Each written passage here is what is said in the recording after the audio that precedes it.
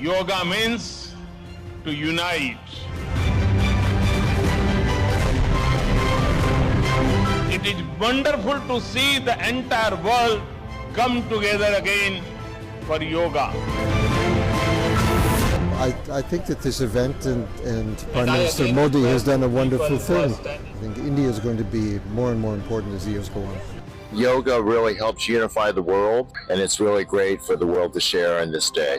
People get to cherish and harmonize love and peace to change the personality to help the world. This yoga is great Indian culture.